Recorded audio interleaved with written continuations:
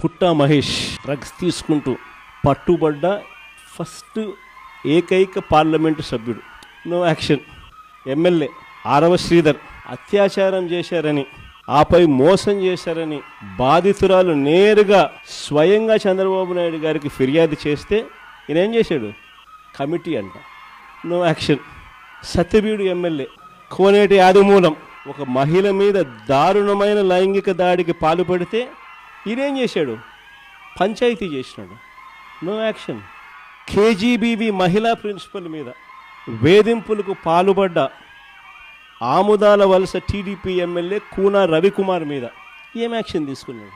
No action.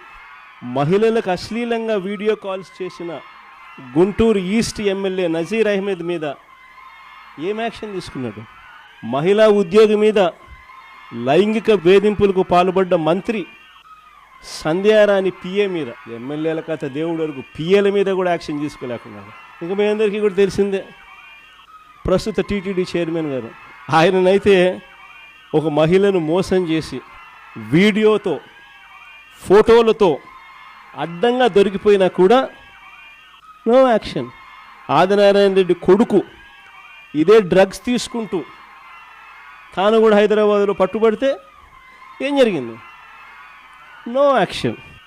Action చేయకపోగా చంద్రబాబు నాయుడు గారు సొంత బావమరిది ఏమంటాడు? అమ్మాయి కనిపిస్తే ముద్దైనా పెట్టాలంట, కడుపన్నా చేయాలంట. అసలు అలాంటి మాటలు మాట్లాడాడంటే లాగి చంపకేదో పీకాల్సింది పోయి హహహ నవ్వుతారు.